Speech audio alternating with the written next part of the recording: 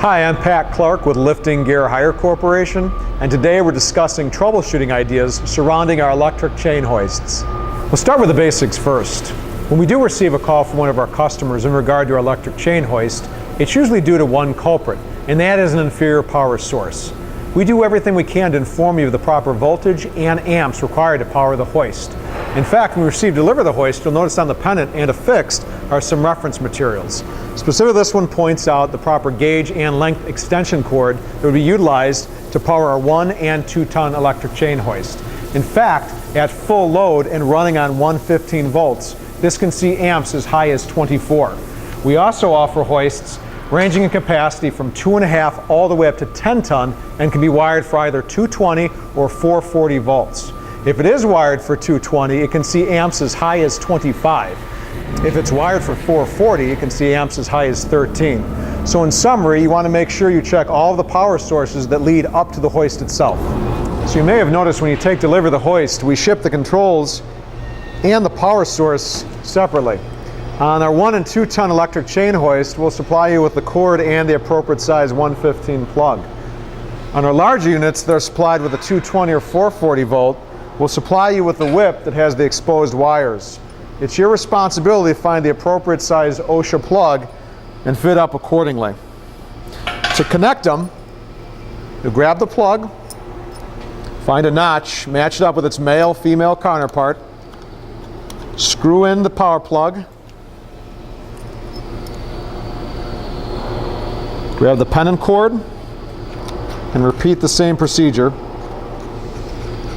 And now you're ready to try the hoist. So when you're checking the hoist, grab the control pendant, and if you're to press up on the hoist and the hoist moves down, or if you're to press down on the hoist and the hoist moves up, you may have your leads reversed. You want to recheck those connections and then retest again. You may also experience the hoist inability to lift at the rated capacity or improper lifting or lowering speeds. First, you need to check to make sure that whatever you're lifting is appropriate to the capacity hoist that you're working with. Also, you may have experienced a loss or a drop in voltage. Either way, you're going to have to check and amend one or both.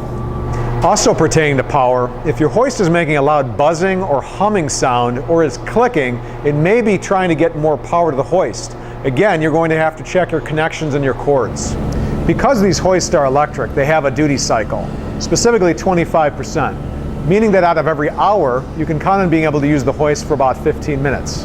The hoists are engineered and designed to stop working and allow themselves to cool down when they're overheating. To prevent this downtime, we ask you to follow a few steps. First and foremost, as mentioned earlier, make sure you have the appropriate size gauge, length, and power that's actually supplied to the hoist. Next, decrease the frequency of your lifts.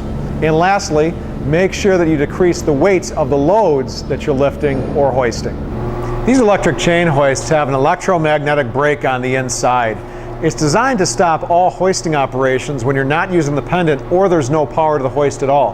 However, if when the power is off, the hoist continues to run, you must give us a call immediately. If your hoist has the ability to lift but not lower or vice versa, let's start with something rudimentary.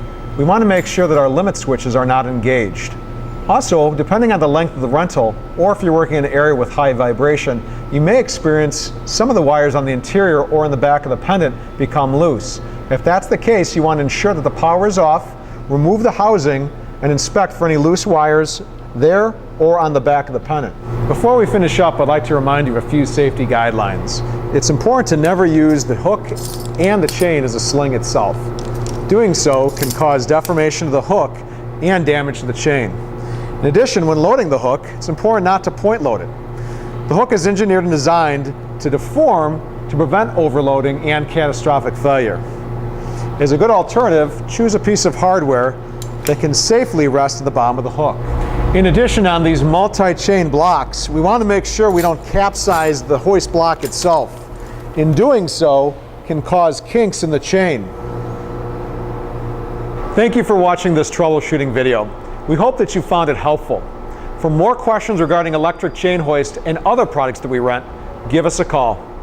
As a reminder, the contents of this video were for informational purposes only.